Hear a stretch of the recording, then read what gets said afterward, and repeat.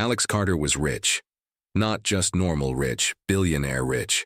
His father owned one of the biggest tech companies in the world, and Alex was the only son.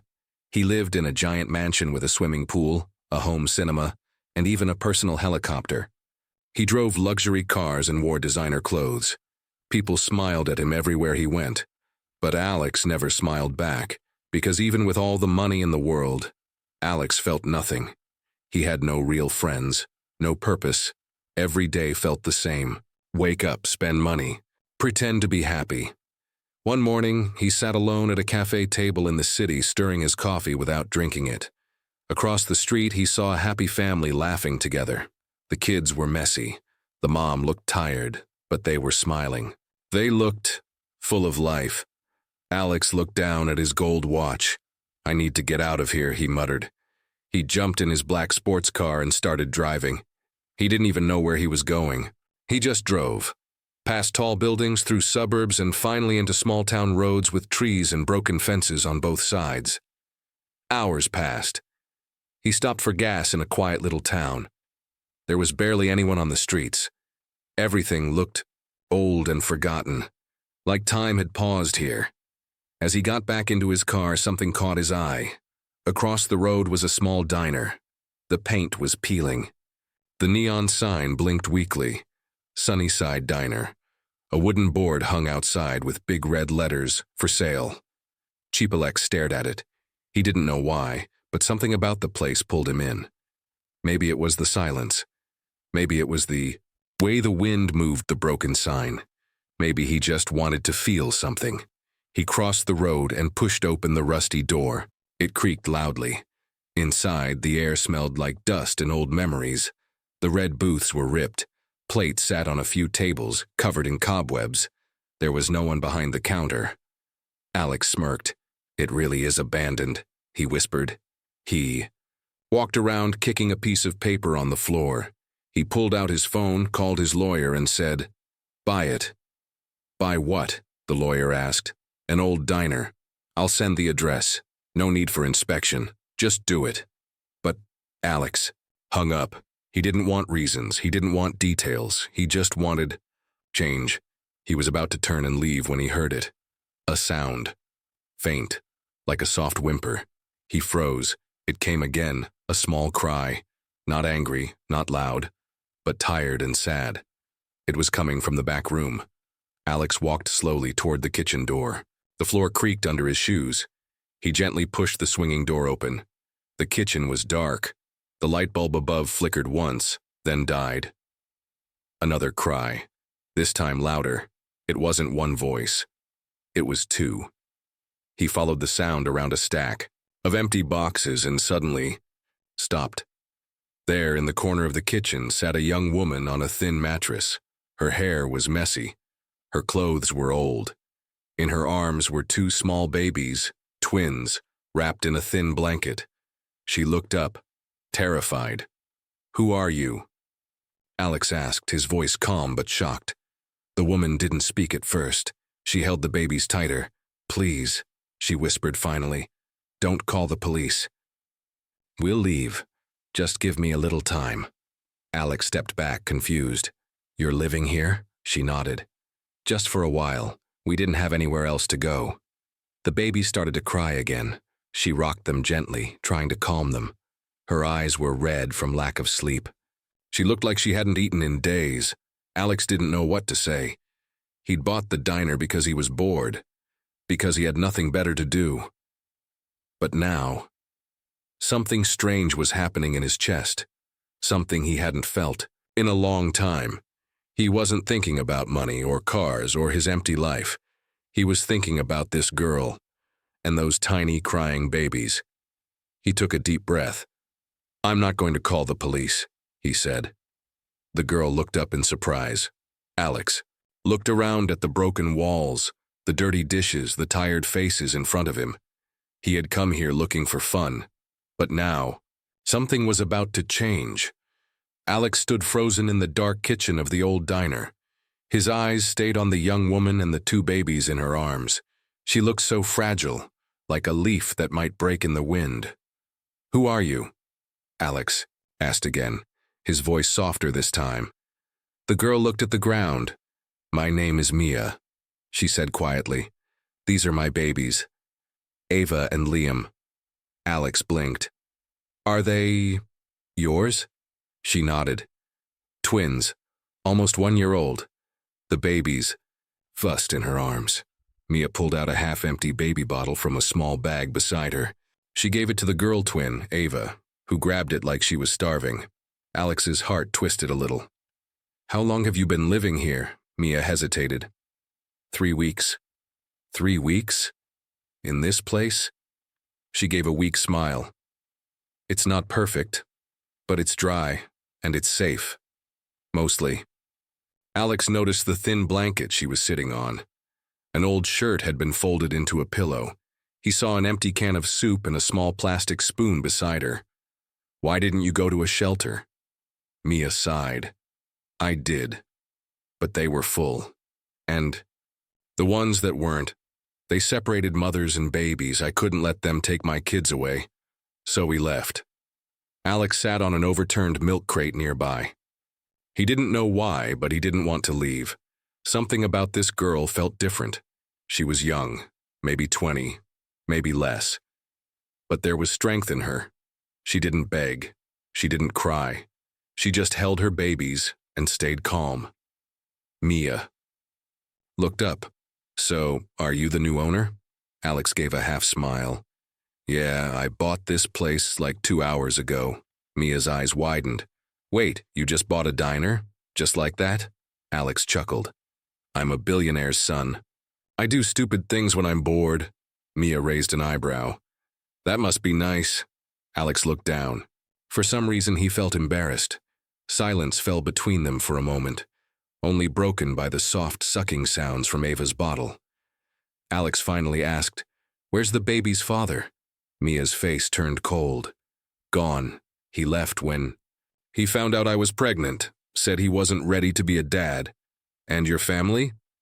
"I don't have one." That hit Alex harder than he expected. He had a family, a rich, powerful one, but it never felt like they really saw him. And now here was a girl with no one at all, yet she was fighting every day to keep her babies safe. He looked at the twins again. Ava was sleeping now. Liam was chewing on a corner of Mia's sleeve. "They're cute," he said quietly. Mia smiled. Really smiled this time. "They're my world." Alex nodded slowly.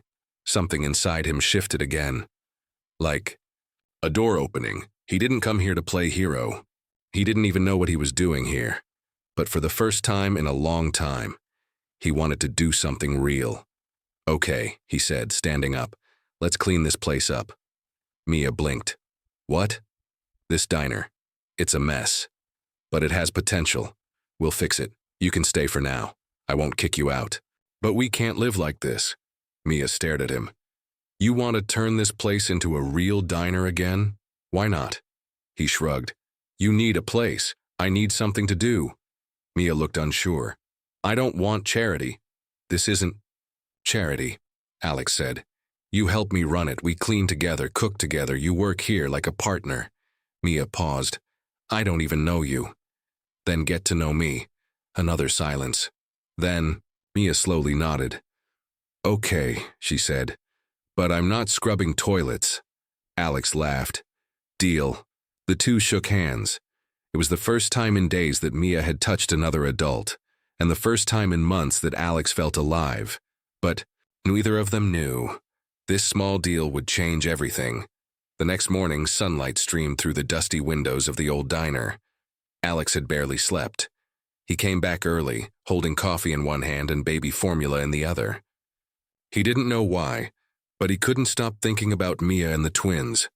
Inside, Mia was already awake. The twins were on a blanket near the counter, kicking their legs and laughing. "You came back," she said, surprised. Alex smiled. "Told you we're partners now." Mia took the coffee with a quiet, "Thanks," and gave the formula a long look. "You didn't have to." "I know," Alex said, "but I wanted to." Together they started cleaning the diner. The place was a mess. Dust everywhere, broken shelves, old newspapers, and spiderwebs in the corners. But it had charm under all that dirt. I wonder how old this place is, Alex said while wiping the counter. My guess? Mia replied. At least 50 years, maybe more. She was scrubbing near the back wall when she stopped. Hey, come here. This tile feels loose. Alex walked over. Mia pointed at one square tile on the wall near the kitchen. It was slightly off-center. He pushed it gently. It moved. Alex grabbed a flathead from a nearby toolbox and carefully removed the tile. Behind it was a small hollow space, and inside was a box wrapped in plastic. Mia and Alex exchanged a look. Alex slowly pulled it out and opened it. Inside were old photos, letters, and a small faded notebook. Looks like someone hid this here a long time ago, Mia said softly. Alex flipped through the letters. Most were addressed to someone named Sarah, written in shaky handwriting, full of love and heartbreak. Then he opened the notebook. It was a diary. The first page read, "To whoever finds this, I hope this diner brought you peace. It saved my life once. Maybe it will save yours too." Alex looked at Mia. Sarah was the old owner, I think, she whispered.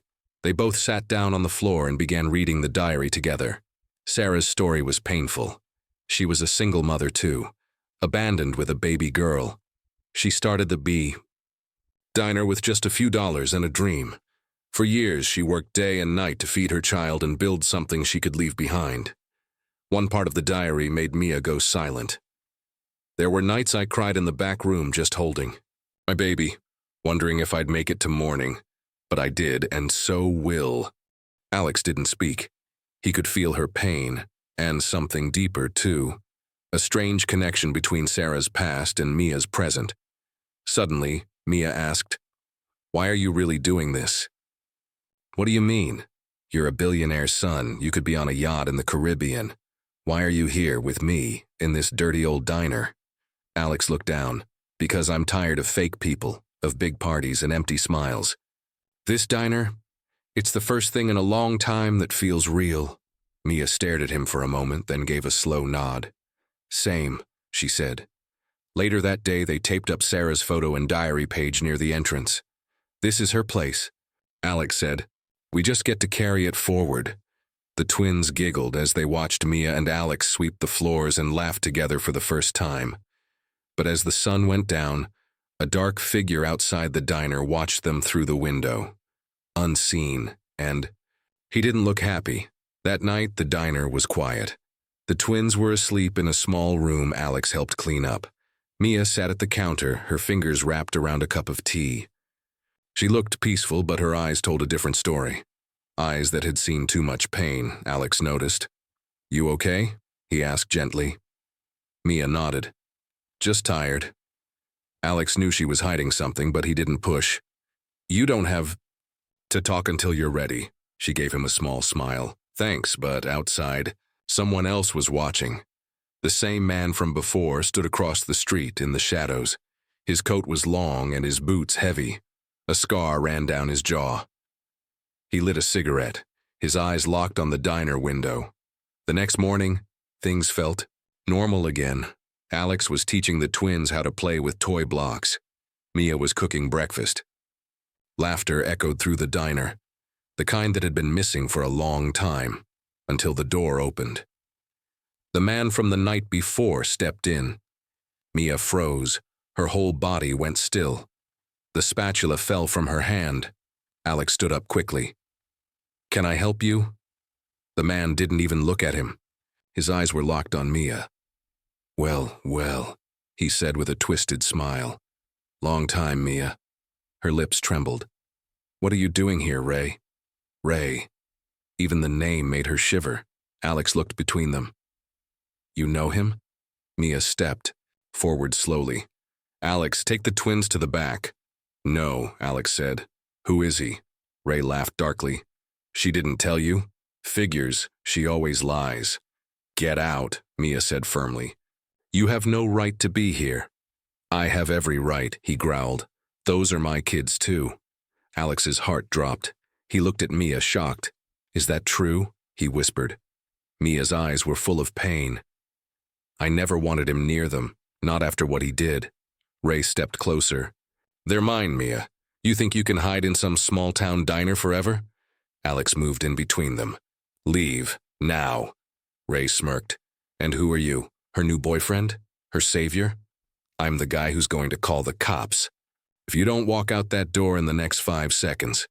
Ray's smile faded. His jaw tightened. He turned to Mia. This isn't over. Then he left.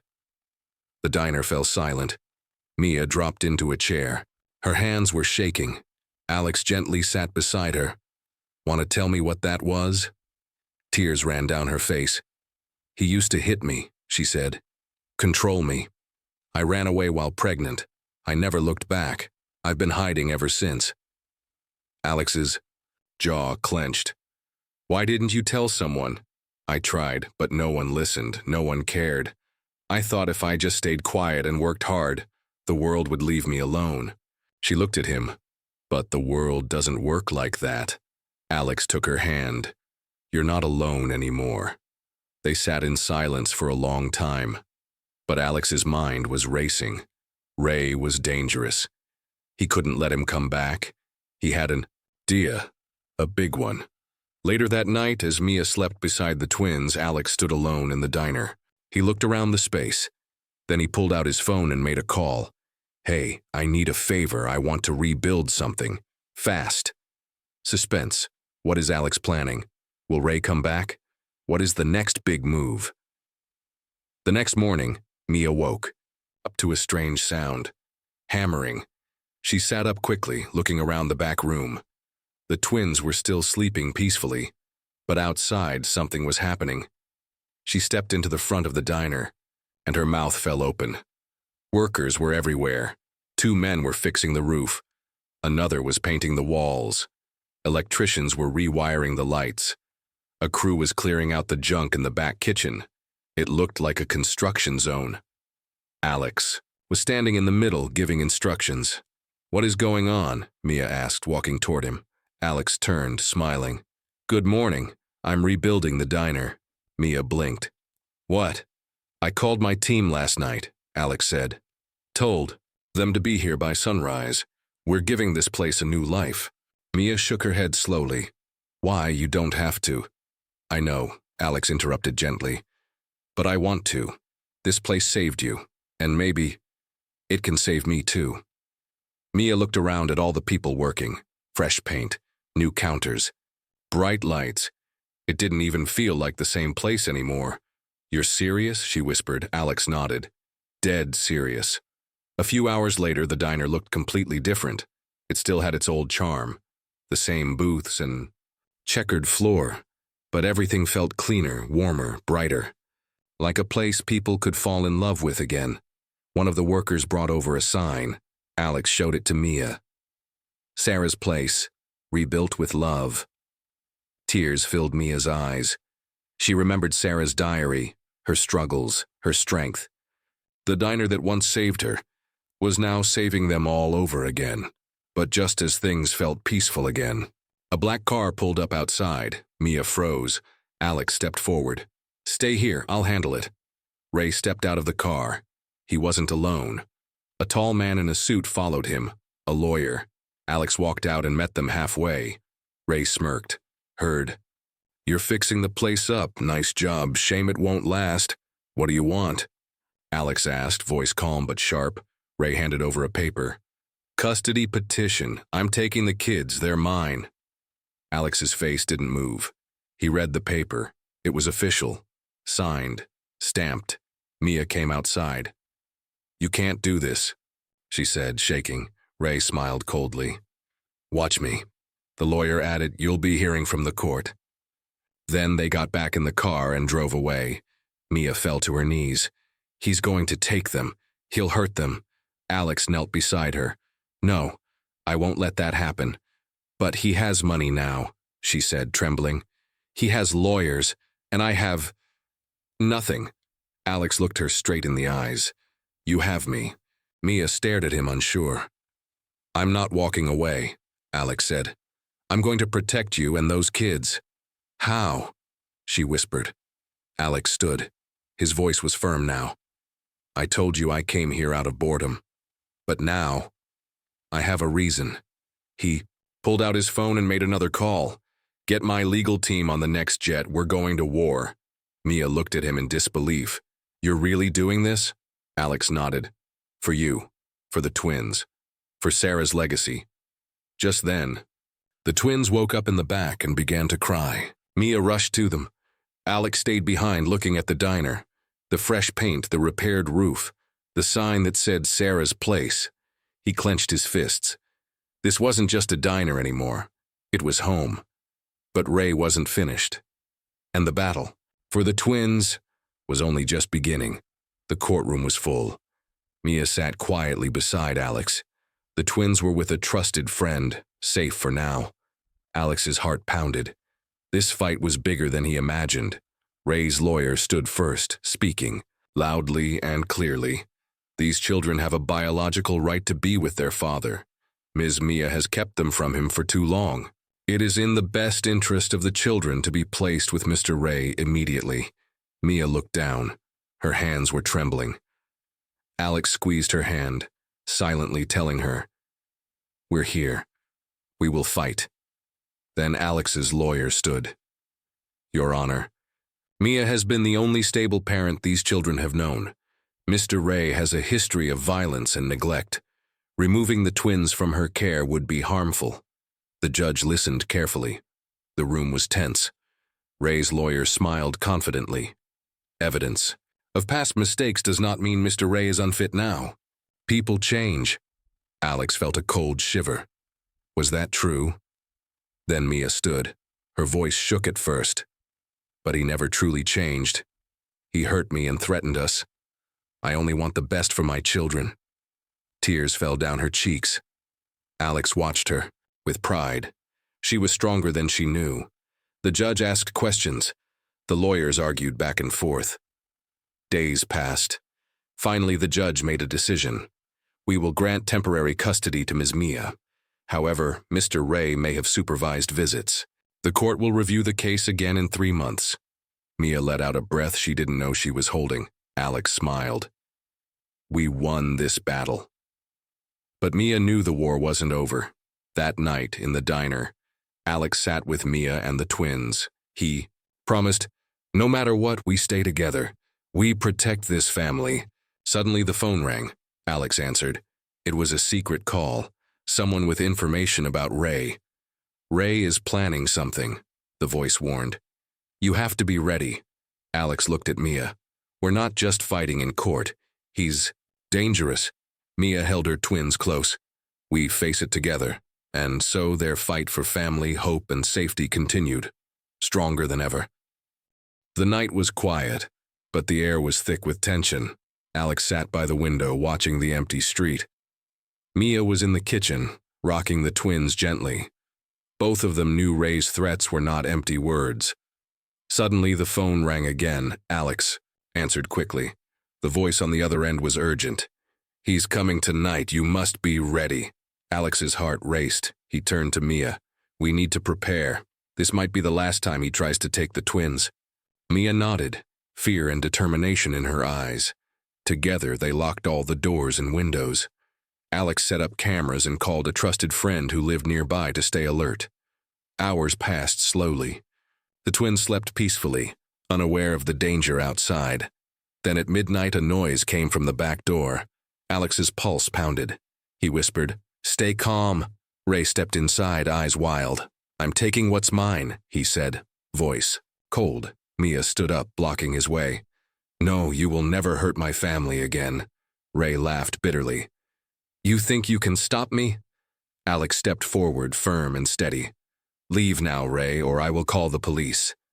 Ray hesitated, then looked around. He saw the cameras, the locked doors, the strength in Mia and Alex's eyes. For the first time, his anger faltered. You think this ends here? Ray said quietly. One day they'll be mine.